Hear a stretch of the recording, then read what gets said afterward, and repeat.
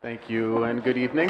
The purpose of this meeting is just to show the preliminary budget where we are right now. We are not totally finalized yet. We still have health insurance numbers coming in probably this week. And then we're going out beginning at with the PTOs tomorrow morning.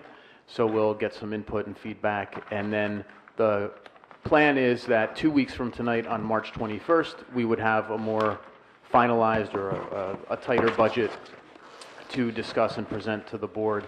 And in between the next 2 weeks, we have one more finance committee meeting, a typical closed finance committee meeting scheduled for a week from tonight to further discuss the details that emerge. So the goals, as the finance committee and the administration discussed, were to first and foremost maintain all of the programs that we have in the district at present, and to maintain those programs from a curricular standpoint at the current class sizes that we have. And then finally, naturally, to deliver a budget at the lowest cost possible so that we can continue the track record of efficiency that previous boards of education administrations have put together over the years. And in terms of that efficiency, these are a number of districts that we often compare ourselves to, as well as the average per pupil budgetary cost for school districts in New Jersey that are K through 12 in structure and have more than 3,500 students. Last year there was some questions that came out every now and again about per pupil spending and how that's determined. The state basically has two different costs. They have a per pupil budgetary cost, and then they have a total spending per pupil cost. And the difference is that in the per pupil budgetary cost, they strip out some of the items that could skew the total spending per pupil. So for example, you see Chatham and New Providence there. New Providence doesn't have any busing at all in its school district. So there are no transportation costs, or at least they're very, very low, and New Providence probably isolated to special education students. Whereas in Chatham, of course, we bus to most of our schools. So transportation is something that isn't in the per pupil budgetary cost that the state puts out. But total spending per pupil comprises everything: security costs, transportation costs, et cetera, et cetera. So you can see where Chatham falls in that mix.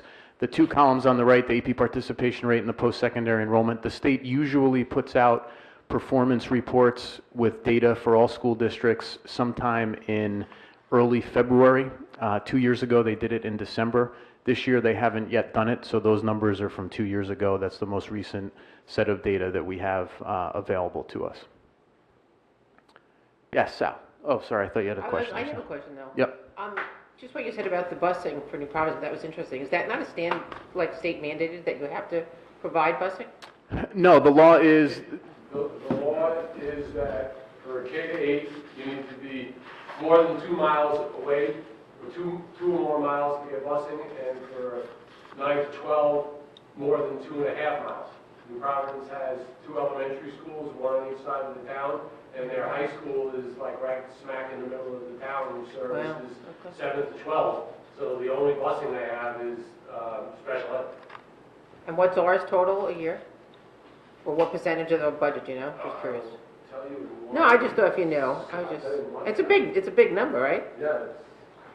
No, it's okay. I don't want it. That's all right. You can keep going, Mike. I was just curious. Nope. Go ahead. Sorry. Sure, Peter ahead. will come back to that. Yeah, it's not important. And then in the county, we also have a comparatively low per pupil and total spending cost. Dover being, these are all the K through 12 districts in Morris County, and Dover is the only district that spends less money per pupil than we do. Okay, so some of the updates that we have thus far. First off, our state aid figures were released at the very end of February, and state aid went up for us by about $50,000, which was good news. We still receive close to 40% less in direct state aid than we did 5 years ago. So even though we've gotten a little bit of a bump, we're still substantially lower than we were a few years back. Is our state aid increase in line with other school districts, do you know? Most school districts like us saw a very meager increase, if anything. No district was cut from what I remember reading, and most school districts saw a nominal 1% or less increase. This second bullet is the one that we're still kind of wrestling with and hope to have finalized numbers this week. But essentially, as we all know, there is a 2% cap on the tax levy that the school district can call for, or an increase. You can only increase up to 2%. There are certain waiver adjustments that the state allows for, and one of the ones that we have qualified for most years, has been increases in health insurance. So the amount of the waiver is dependent in part upon how large your increase is in health insurance costs. So right now, we've had initial discussions with our health insurance broker. Horizon Blue Cross Blue Shield is our current carrier. And the figure that he has projected has been about 16%, but we've had some recent discussions with him just last week where he was not as confident as he had previously been that the number would come in at 16%. He was afraid that it might come in higher than 16%. And last year that number was? Last year that number was 4% budgeted, and it ended up coming actually a little bit lower after at the end of the day. The year before we were at about 12%. The year before I think 11%. Right, but 16 or even 18 or 19 is going to decimate our budget compared to the 4% projected and 0 last year. Yes. We do have banked cap from last year, so just as a memory refresher, when a school district does not utilize its entire waiver adjustment, it is essentially credited that amount that it can then go out to, that it can use as a tax call. So last year there was some adjustment left on the table, and last year our budget was 1.77% increase instead of 2%. So the difference between the 2% and the 1.77 all then became credited for use in the 3 years after last year, beginning this year. So in other words, that $313,801 is taxing authority that the board could utilize if it wanted to increase the tax levy above 2%. So that bottom bullet represents then, if the health insurance cost increase was 16%, and therefore the waiver adjustment was about $143,000, and if the Board of Education chose to utilize the full $313,801 of banked cap, the maximum tax levy increase the board could consider would be 2.78%. And to put that into context, just over the past 3 years, these were the tax levy increases. And you remember last year the board chose to try to really come lean with budget because at the same time we were proposing a referendum that eventually was defeated. The 2 years prior to that, the tax levy increase was significantly higher, in part because there were additional questions that were presented to the voters, and those questions were all approved. So the highlights of this proposed budget that we're about to show is primarily that it maintains all of the programs. It doesn't cut any program. It does not lay off any staff to increase class sizes. It pretty much keeps everything status quo in terms of the programs that we're running in the district. And keeps our lights on. Keeps the lights on. Well, I mean, that's significant. We're barely keeping lights on with the increase in insurance. We're just keeping the lights on. Yes. We're not cutting, but we're also not improving. Right. So the only two real enhancements, if you will, are the budget as of right now includes an additional cross-country coach because that program has grown significantly, and we only have 2 coaches that oversee and supervise all of the students, but it's become a very popular sport. And we have a first year right now, a robotics team at the high school where the stipend doesn't really match the amount of work and effort that's going into that activity. So we've tried to bring that up to par with what the hours justify. Other than that, the only other true enhancements to the school district will come from our capital reserve account, and we are continuing to try to invest in the restrooms in a number of the schools. Some of them are in kind of rough shape. Original to the buildings, including the ones at SBS. I think actually one of the ones at SBS that we're seeking to address is original to 1928 or so, whenever that building was built. The fire alarm system has been a thorn in our side at CMS. If any of you have kids there, you know that because we've had to evacuate more often than we'd like. The pavement in the front parking lot of the high school is in some rough shape, so we're looking to repave that this summer. And then we want to kind of resituate the front office, what is now the front office at Southern Boulevard School, relocate it basically to the main entrance off the side and utilize the front office spaces for classrooms. Small group instruction, special ed classrooms. So those are the 4 capital improvements that this budget would enable us to pursue. And again, the capital improvements are funded from reserve account. They're not funded via the tax levy, And how or much the is operating budget, I should say. And you're going to show us how much that's going to draw our capital reserve down? Actually, we don't have that included, but Peter can speak to that. I'm sorry? I go over. Okay, thank you. These are some items that the principals and supervisors and other budget managers included in their requests to us that have not been included in the budget so far. And some of these items you are pretty familiar with because we have people come to the meetings to ask for them. For example, we're lean in our maintenance department, and we'd like to put more attention into our school grounds, the exterior in the summer, and then the facilities in the winter. We'd like to have an additional athletic trainer given how many interscholastic sports we run. And similarly, we'd like to bolster the coaching staff that we have in some of our sports that haven't seen increases. And you can go down the list, just other positions and high-ticket positions that principals had requested. So Peter can kind of delve into this as much as he might like, but this is just an overview of the total expenditures for the proposed budget 2016. Peter, what do you want to add here? The only thing I'd like to add is out of the transportation of 2.7 million, when you take out the athletics and the special ed, the regular transportation is just a little bit over $1 million.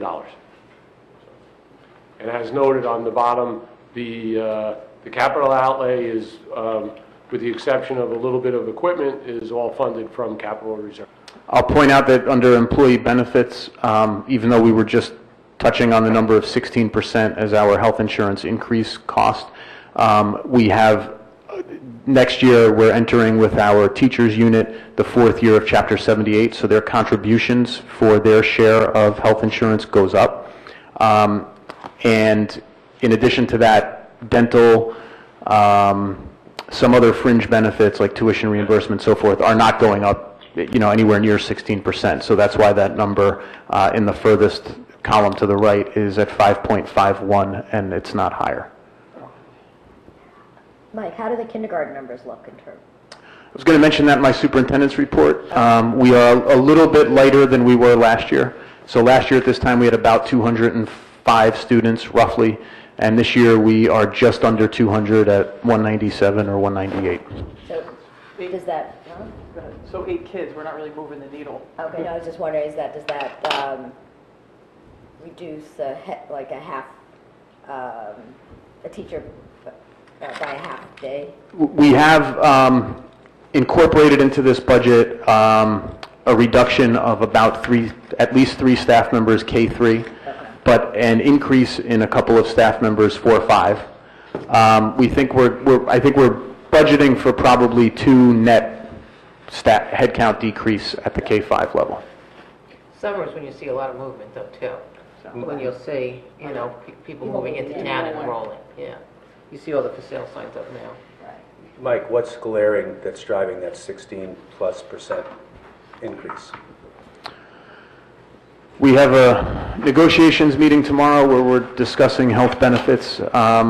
It's all about our experience rating and how much our group is costing Horizon Blue Cross Blue Shield. And in years where our group doesn't cost Horizon Blue Cross Blue Shield as much, we get a better offer or bid or however you want to call it. And in years where our experience rating doesn't net them as much cushion, then we get a larger increase. Right, thank you.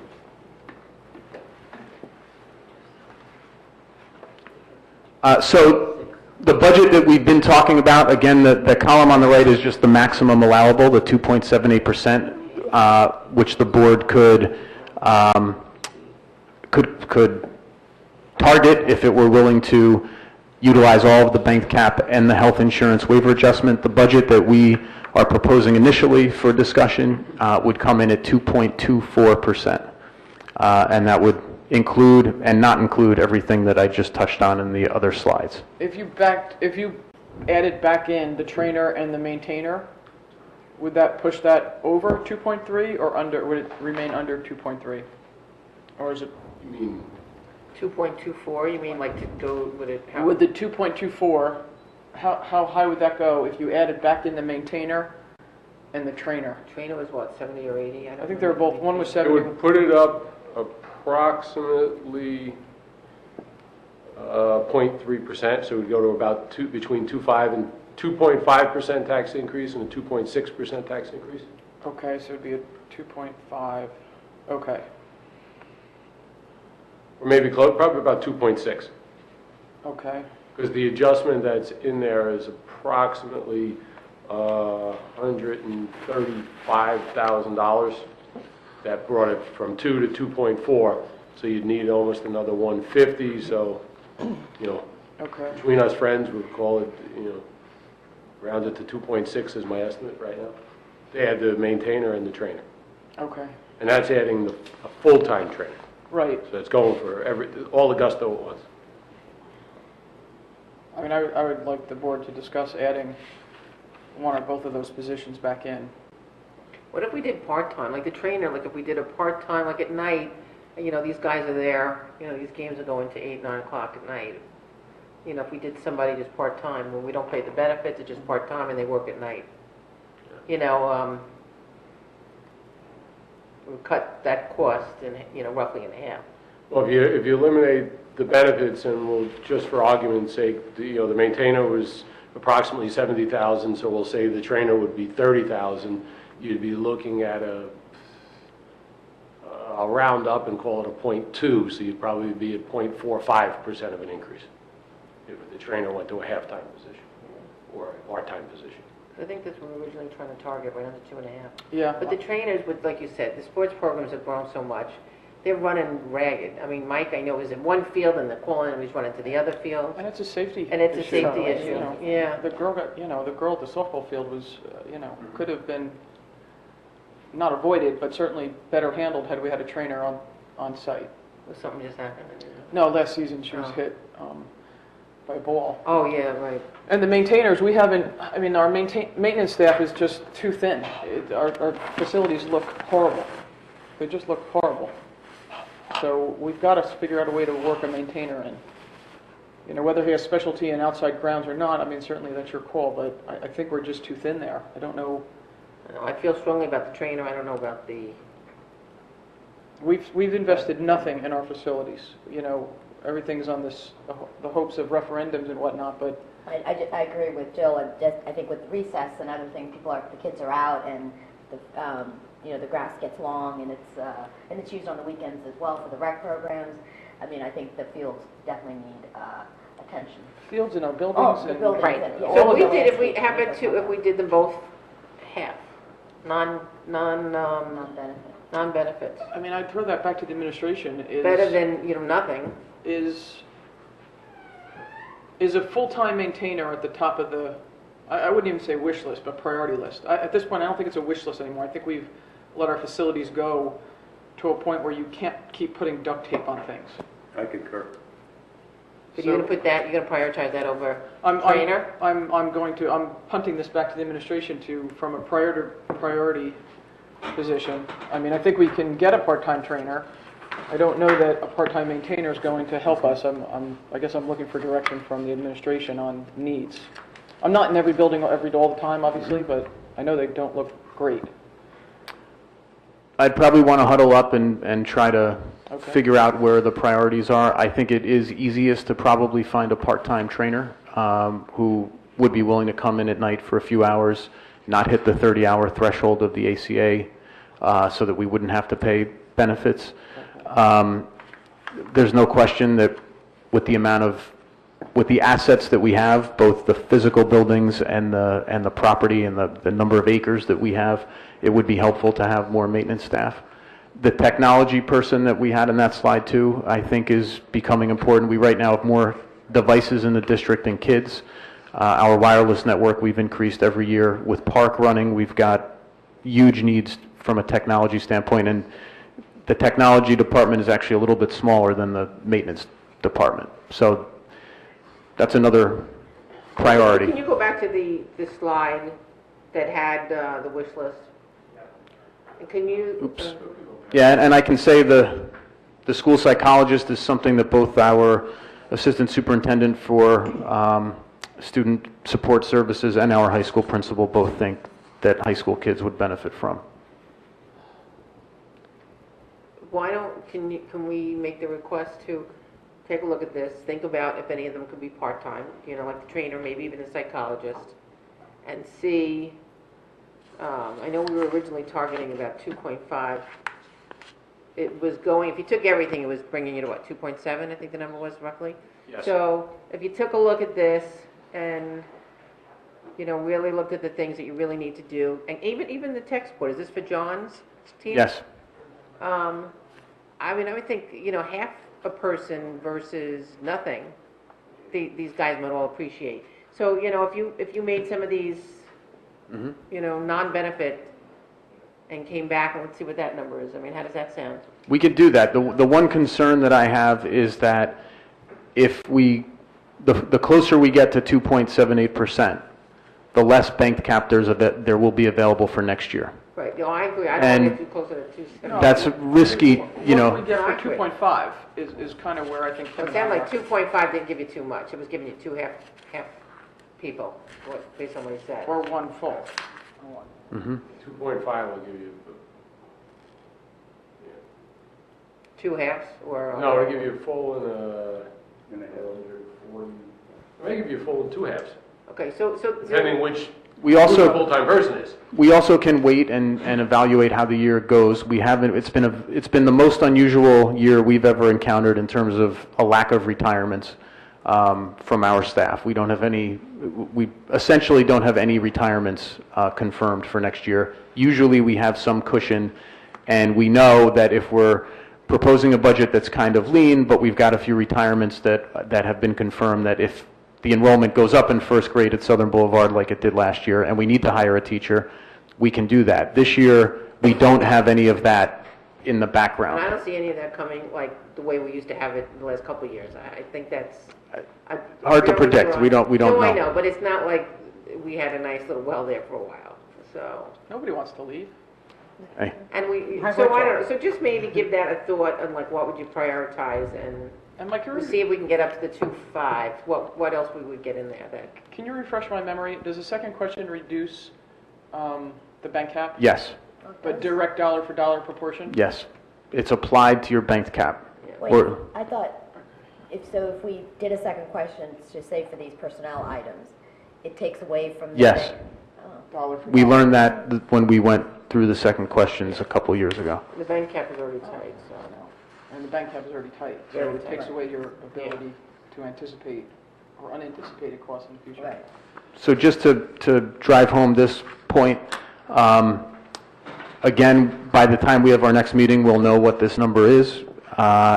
If the state health insurance increase, if the Horizon Blue Cross Blue Shield rate increase went from 16% to 20%, we've just looked at what that would mean, and it would mean that we'd get a larger state health or state waiver adjustment, and that number would go up to $383,000 roughly. And then it would make the highest possible tax increase 3.19%. But the dollar difference between those two numbers, so if the board didn't want to utilize all of that money, we're talking about a deficit of $240,000, which we can't really get to without cutting some kind of staff or program, Or increased, right. And if you cut staff, you've increased the class sizes. Right. So on and so forth. Right. So in that scenario, so I don't want to call this a worst-case scenario because heaven forbid, we're going to get even a number higher than 20%. But if the number came in at 20%, then the two columns kind of shift with $240,000 difference, and that 2.24% becomes 2.64, and the 2.78 moves to 3.19. When will Mr. Finn have those numbers? We think this week. And are those still projected, or are those locked? Usually they're about locked, I think, at this time. Yeah, wait, wait. And you can't switch carriers, obviously, without... We've looked at that too. We do have the ability to switch carriers if we find a better rate. Okay. So long as we provide equal to or better than health insurance coverage for the employees who are covered by the insurance. And that could be a definite option that we have to consider. So we have kind of all four columns here, and again, if you are instructing us to go back and look at prioritizing or looking at a part-time type of option for some of the positions that have not made it yet into the budget, these numbers would change, and maybe it would be 2.38 or what have you. But you can see the 2.24 versus the maximum tax levy allotment on sort of the left half side of the screen, and then if we had a 20% increase in the health insurance costs, we'd be at 2.64 within that 3.19 maximum allowable. And then we broke them out by $100,000 of property assessment and a house assessed at $500,000 and $1 million.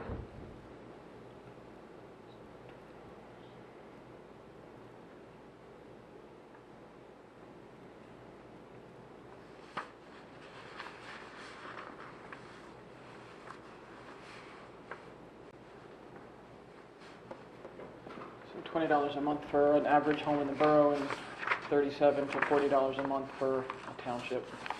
How 2.24 or 2.64 or 2.66, whatever it is, compares is this is the last 10 years and the last 5, so more recent, comparisons. 2.66 has been the average tax levy increase over the past 5 years. And that includes second questions, correct? Yes. Total tax levy increase. Okay.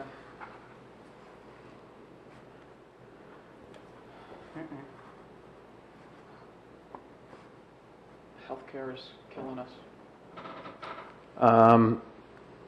And in either case, so if the health insurance rate increase was 16% or if it were 20%, those two numbers, the 2.24 or the 2.64, enables the $317,000 of banked cap for next year. Okay. We would eat into the banked cap if we went over those two numbers. Yes. And we would increase the banked cap if we reduced from those two numbers, if the rate increase was 16 or 20%. When does the bank cap, It's good for 3 years. so is this the third year? This is the second year, The second. because it was all generated last fiscal year, in 15-16. So we have this year and 2 more years to utilize the 317. You have this year and next year to finish. I'll correct myself, to utilize the 313,000. The additional 4 comes from not using all of the generated Got it, okay. health benefits. And then the only other slide here is the, is it May 2nd, Peter, the public hearing, or is it April 25th? I thought that April 25th was the, May 2nd, because that's our first board meeting in May. I thought we had to, We have until Have- May, do we? I think May 5th or the next day to have a final. Okay. So we just make under the cover. And that you have 2 presentations baked in there, one to the Township Committee and one to the Borough Committee? Yes, we have PTO meetings scheduled at all the buildings, and we didn't schedule the Township Committee yet, but we have the Borough Council on the schedule for April 11th, I think.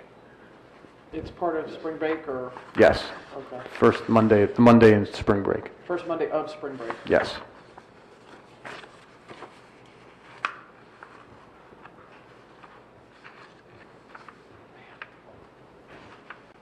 The health insurance is, Well, yeah, if when you look at, for all intents and purposes, the entire, that 0.24% is all health insurance.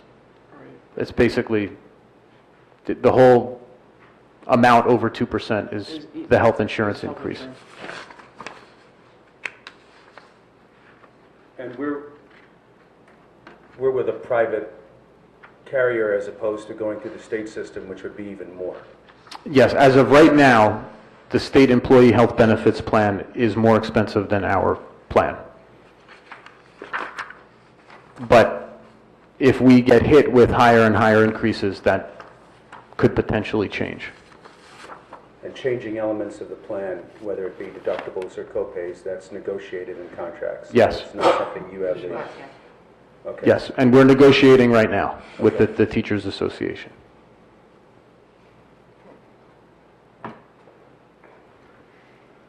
I didn't have any other questions now that I'm sufficiently depressed. We're doing about this for a while. I know. So you want us to prioritize some of those items that didn't make it into the budget. We'll end up with a finalized health insurance rate increase figure soon. Once we get that, we'll also have some direction as to whether or not we're going to pursue other carriers or go out and look for business that would cost less. And think about whether some of them could be part-time. And think about options in terms of part-time solutions for some of those positions. So let's see what that comes out with. How low traditionally do you bring the bank cap? Or is this the lowest it's ever been? It's pretty low. I know it's pretty low, I'm just trying to... I don't remember it being low. I thought last year, when we were entering into the budget last year, we were lower because we had expended a bunch of it on the second question the previous year. Right. And we didn't have very much, if any, of a health insurance. In fact, I don't think we had any health waiver adjustment last year because our health insurance rate was so low. Okay. And actually, I believe it was either last year or the year before, we allowed some bank cap to expire and didn't utilize it all. Okay. So we didn't say, oh, we have the money, if you want to say we let it, expire, so we did not utilize it because we Right. wanted to keep the taxes. And is an option, I mean, to not let any of this expire, is it worth exploring, and maybe you could take this up at the next finance meeting, is it worth exploring one second question for one key item? It's just, We still, my understanding is we still have 2 years to use this 313. Is that Correct. yes. Okay. With the potential of adding more that depending on the health insurance. If we get another waiver. Okay. So we have 2 years. Okay. Because any health benefit increase over what we have is just about a dollar for dollar. An increase in the benefit cost is an increase in the health benefit waiver, almost dollar for dollar at this point, Okay. up to a certain point. And I played with numbers, but I didn't get to a max where we start Right. getting more I mean, benefit. and that more increases our waiver. tax levy, but, I don't want to speak for the entire board, but the board doesn't really want to go up to 3.78%. That's, No, so although it does, it's not our desire to push people out of their homes because the taxes are outrageous. We're trying to come into some happy medium, but not have the schools continue to deteriorate from a physical plant point of view or cut any programs. So that's the balancing act that I think the board is struggling with. I don't want any bank cap to expire, and maybe there's, without a crystal ball, I know it's hard to tell, but a lot of, if you wouldn't mind, or Kim taking that back to the Finance Committee meeting next Monday, the 14th, and maybe explore. So maybe when you figure out the priorities of the personnel, we can kind of then revisit the second question, if that makes sense, and do it that way. And then we can talk about it as a full board on the 21st. Is that okay with folks? I agree. Man, oh man. That is some sad news. All righty, well, thank you, I appreciate it. Thank you, Thank Mike. you. Thank you, Peter. We're going to take a 16-minute break, and the next meeting will start up at 7:30. Tom, we're going to take a break for the finance meeting, close out finance. Got it, I will shut it down. Fantastic, thank you, sir. Did everybody hear that music?